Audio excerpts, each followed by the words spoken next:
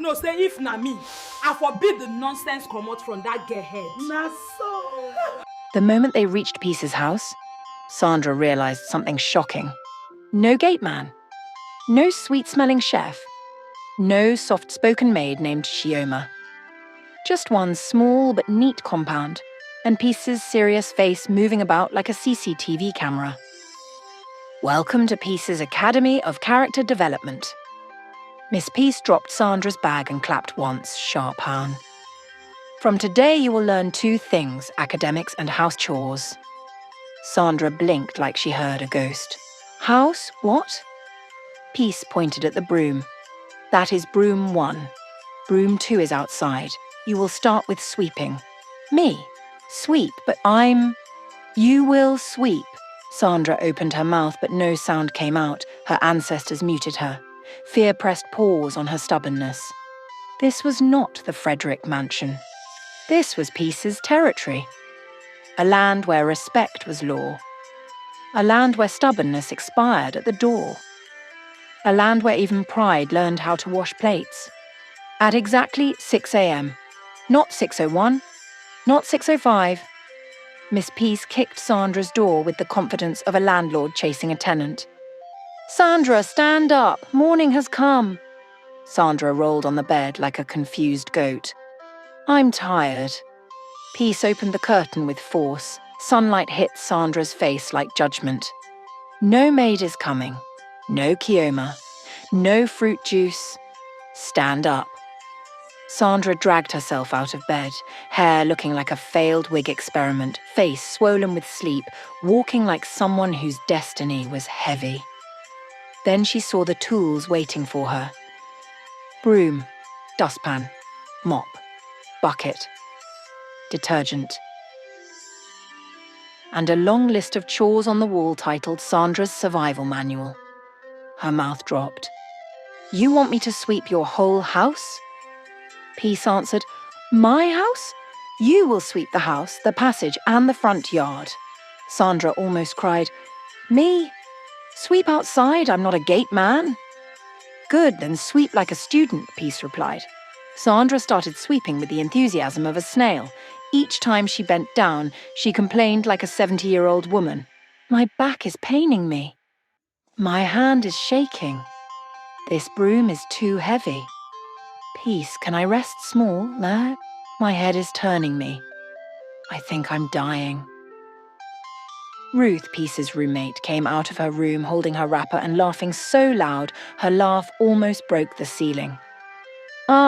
Peace, who be this one? She'd a sweep-like person way just escaped from kidnapper. Sandra hissed but kept sweeping. But if eye-rolling was a crime, she would be serving life imprisonment. 30 minutes later, she was sweating like she ran Lagos Marathon. Peace, please, can I stop? Sandra begged. Peace pointed at one untouched corner. Finish that place. Sandra dragged her feet like a zombie and swept the corner. Dust went up. Sandra sneezed like trumpet. Ruth almost fell from laughing. When she finished sweeping, she thought it was over. Nope. Peace handed her plates. Wash. Sandra stared at the sink like it insulted her father. Wash plates. Me. Ruth clapped. Wipe your tears and wash, princess. By the time Sandra was done washing plates and mopping the sitting room, she was shaking like a faulty generator. After school, she thought it was over. Sandra returned from school looking like someone who fought with her shadow. She dropped her bag and collapsed on the chair. Auntie Peace, I'm hungry. Peace didn't even look up. Go and cook. Sandra blinked. Cook what? Anything you want to eat. I don't know how to cook. Peace shrugged. You will learn today. Hunger is a good teacher. Ruth busted out laughing again. A queen that cannot boil water. Sandra dragged herself into the kitchen. She touched the pot like it was a foreign object. She opened the gas and jumped back like the flame wanted to fight her. She cut onions and cried loud enough for the neighbors to think something happened. She tried to fry eggs. Oil jumped. Sandra screamed. Ruth screamed from laughter. Peace watched quietly like someone judging a cooking competition from hell. When she finally ate the scrambled egg that looked like it survived a car accident, Sandra said, "This food is disgusting." Peace nodded calmly. "But you cooked it, so enjoy." Sandra wanted to cry. Nighttime. She lay on the bed, exhausted, traumatized, and humbled. She whispered to herself, "How do people live like this? How do they survive?" But for the first time in her life, she appreciated Kioma the maid. She appreciated clean floors. She appreciated food. She appreciated peace, both the person and the concept. That night, she slept like someone who fought 5 lions. And she still had 13 more days to go. Peace teaching Sandra how to cook was not ordinary. It wasn't lesson. It wasn't mentorship. It was full-blown boot camp. If the military saw what Peace did, they would recruit her immediately. Sandra thought cooking was just enter kitchen, turn something, food go appear. Peace proved her wrong in one afternoon.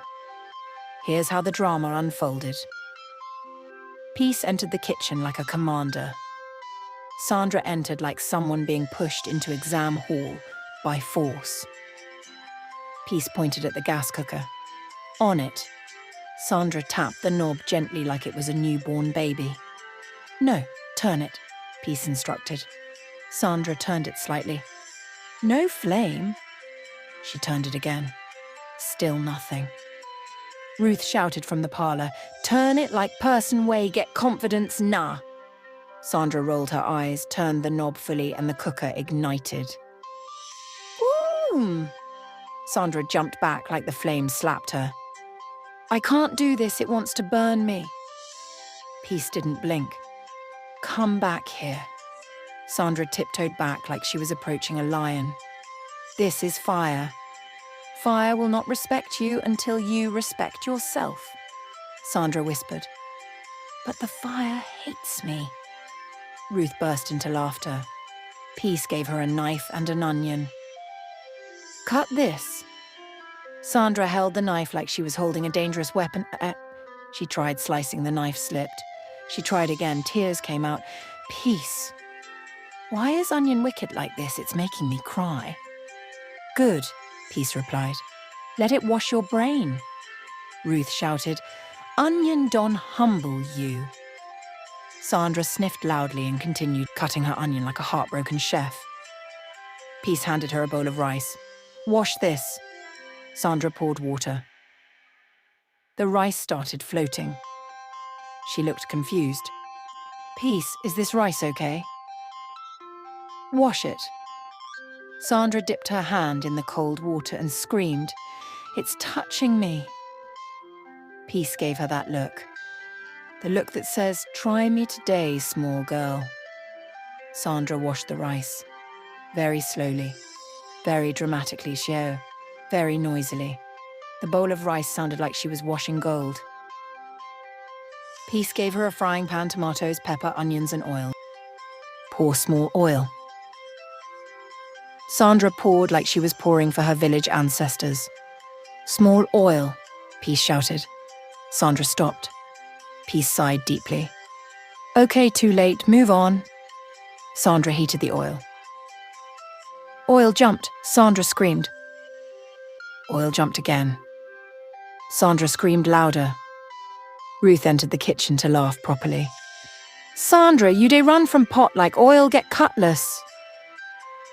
Peace ignored them both and said, "Put the tomatoes." Sandra threw the tomatoes from a distance like someone tossing grenade. The oil hissed. Sandra hissed. The pan hissed. Life hissed. Peace stood with folded arms. When the tomatoes started frying, Sandra stirred it aggressively like she was beating drum. "Slow down," Peace shouted. "You won't scatter the food?" Sandra slowed down. Then she smelled the sauce. Then she smiled. "It smells nice." Peace nodded. "That's because you're doing it right." Sandra blinked. "You mean I can cook something nice?" "Yes," Peace replied. "If you stop behaving like cooking is witchcraft." Ruth clapped. Chef Sandra Donland. Peace made her prepare small jollof. It wasn't fine. The colour wasn't jollof. The rice was half soft, half shouting for help. The taste was almost nice, but not yet. Sandra took one spoon and said, "It's not perfect." Peace smiled. "It's better than yesterday's egg you cooked that tasted like accident." Ruth nearly fell from laughing. Sandra laughed too. Real laugh. Not insult laugh. And for the first time, she felt something strange. Pride. Achievement. Happiness from actually doing something by herself. Peace tapped her shoulder. "No worry, next time you will cook better." Sandra nodded softly. "Peace, thank you." Peace looked shocked. Ruth dropped her cup. Even the gas cooker hummed in surprise. Did Sandra just say thank you? The same Sandra that used to shout on teachers. Peace smiled small. Growth was happening. Slowly, chaotically, comically. But it was happening. One evening, Sandra was trying to boil spaghetti. She couldn't find the salt. Normally she would scream, "Mo, Chioma, where is the salt?" But in Peace's house, there was no Chioma. Only peace and her stare of judgment. So Sandra swallowed her pride, walked to the sitting room and said, "Peace, please, where is the salt?" Peace froze. Ruth froze. Time froze. Ruth whispered, "Did she just say please? She day sick?" Peace blinked slowly and answered, "Second cupboard." Sandra nodded without attitude. That was the first tiny miracle. Normally in her parents' house, Sandra greeted nobody. Maids, drivers, visitors, teachers, even her parents sometimes nobody got greeting. But staying with Peace changed her. One morning she saw Ruth washing her face. Her mouth opened by accident and, "Good morning." Ruth turned sharply, eyes wide. "Sandra, you did greet? You sure say you never hit your head for wall?" Sandra rolled her eyes, but she smiled small. "I just greeted you now, calm down." Peace overheard and smiled inside her heart like a proud mother hen. Sandra used to act like everything was her birthright. Food? Her right. Clean house? Her right. Juice? Her sole entitlement. But when you cook your own food, sweep your own floor, carry your own bucket of water, your attitude changes fast. So the day Peace made breakfast for all of them, because she woke up early, Sandra quietly said, "Thank you." Ruth nearly dropped her bread. Peace stared at her like she was seeing a miracle. Sandra, embarrassed, said, "What? You people should stop looking at me like that, yeah." But she was smiling. One day she misplaced Ruth's spoon. Old Sandra would have shouted, "It's not my business." New Sandra walked in calmly and said, "Ruth, sorry, I think I took your spoon by mistake." Ruth screamed dramatically and fell on the chair like she fainted. "Somebody hold me. Sandra said sorry, the world is ending." Sandra laughed and threw pillow at her. Peace just smiled softly like a proud principal. Ah, yes. The shouting. Sandra used to shout like microphone volume was stuck on high. Every complaint came with noise. Every request came with attitude. But in Peace's house, shouting didn't work. Peace didn't respond to noise. Ruth mocked every shout, and silence got better results. So her voice softened, her tone calmed down. She began sounding like a human being instead of a generator. Small things, oh. She would rinse the plate she used.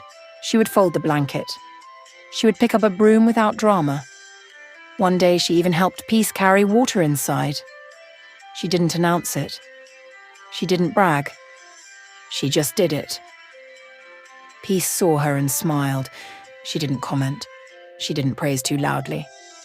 She just let Sandra's growth breathe. Not fear. Not fake obedience. Real respect. The kind that comes from learning the value of effort, from cooking your own food, from cleaning your own mess, from being around people who don't worship your bad behavior. Sandra started seeing people as humans, not servants. She listened more. She argued less. She thought before speaking. Even her voice softened when she addressed peace, not because peace was scary, but because peace earned it. Because that's what real role models do. They change you without forcing you. Sandra didn't even realize she changed. One day she said, "Peace, please pass me that plate." Ruth screamed again from nowhere. "This girl is now polite, Wonders." Sandra rolled her eyes and said, "You people should get used to it, Jerry." Peace just looked at her and nodded. Quietly proud. Sandra was becoming better. Not perfect. Not saintly, but better. And sometimes that's all a person needs.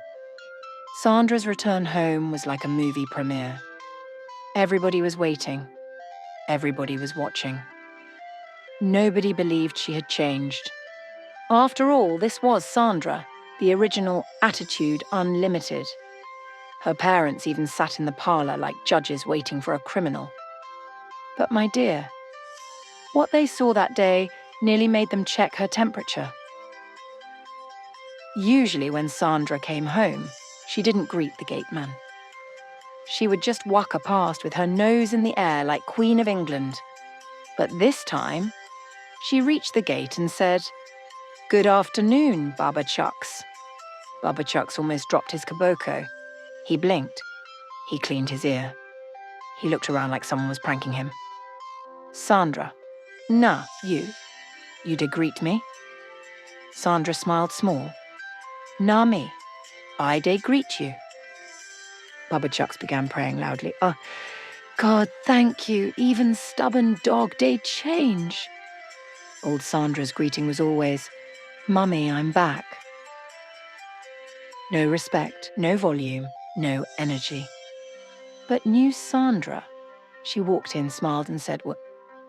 Good evening, Dad, good evening, Mum." Polite, calm, civilized. Her mother's eyes widened.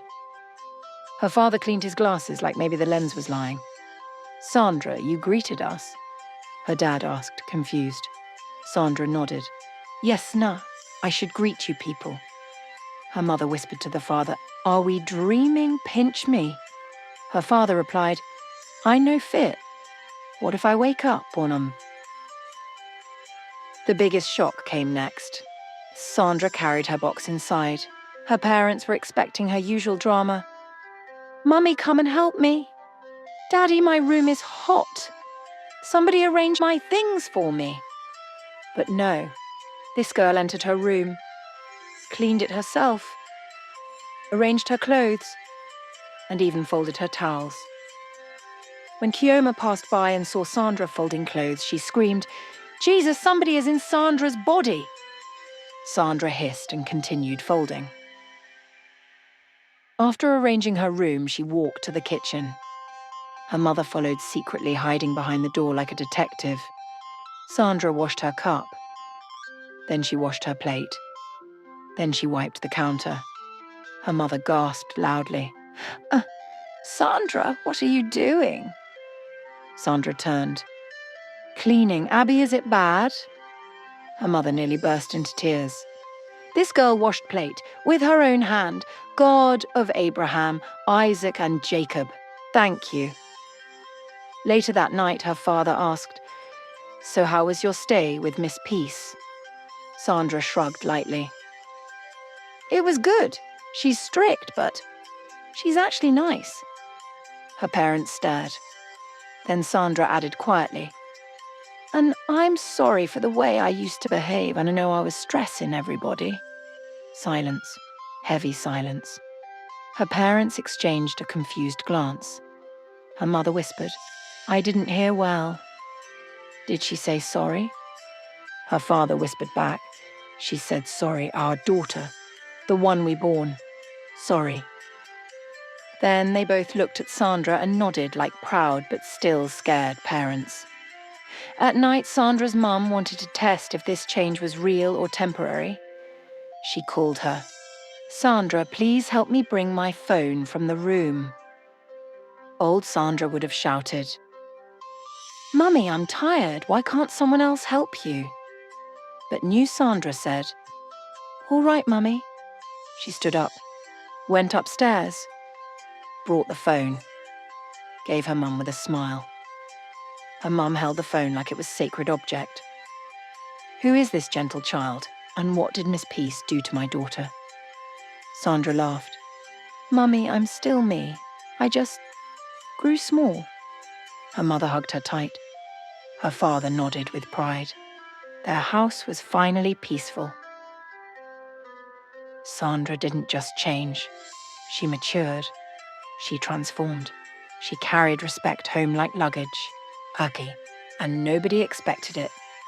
The next day, she shocked the entire household. She woke up early before Kioma the maid swept the sitting room and even cleaned her room without being told. Mrs. Frederick nearly dropped her teacup in disbelief. "Wait, oh, is this Sandra or a spirit wearing her face?" Later that day, when her parents called her for breakfast, she said gently, "Good morning, Daddy. Good morning, Mummy. Please, how was your night?" Mr. Frederick froze mid-bite and whispered to his wife, "This won a miracle pass church crusade." Not long after, Sandra's teachers started sending good reports from school. Her grades improved, her behaviour changed, and for the first time, she was even chosen as the class assistant. She had become the example the teachers used to correct other students. One Saturday, Mr. and Mrs. Frederick invited Miss Peace over. When she arrived, Sandra ran out to meet her and hugged her tightly. Tears filled her eyes as she said, "Auntie Peace, thank you. You taught me more than books. You taught me how to live. I didn't like you before, but now I see that you cared for me more than anyone else." Miss Peace smiled proudly. "Sandra, I didn't come to fight you. I came to help you find your better self. I'm proud of you." Mrs. Frederick, deeply touched, wiped her eyes. "Miss Peace," she said softly, "I owe you an apology. I didn't understand what you were trying to do. Thank you for giving us back our daughter." Mr. Frederick stood up, cleared his throat, and announced, "From today, you're no longer just a lesson teacher. We want to make you the education coordinator in my company's scholarship foundation. You'll earn triple your salary. You deserve it." Miss Peace was stunned. She had gone from being insulted and disrespected to being celebrated. Sandra held her hand again and said, "I'll never forget you, Auntie Peace. You changed my life." Peace smiled, her big nose and wrinkles glowing like medals of victory, and said, "Nah, small discipline, big transformation." Everyone laughed warmly, and even Mrs. Frederick, the once overprotective mother, joined, shaking her head. "Truly," she said, "to born Pekin no easy, but to train am well, another real miracle." And that day, the Frederick family learned that love without correction breeds pride, but love with discipline builds character. Moral lesson. No matter how rich or busy parents are, a child needs discipline, respect, and guidance more than luxury. True love corrects, molds, and transforms. Because in the end, good manners open doors that money can't. If you enjoyed this video, don't just stop here. Hit that notification bell so you never miss any of our new uploads. Thank you so much for watching. Your love and your support means the world to me. I truly appreciate every single one of you. Stay tuned, more exciting videos are coming your way. Much love always.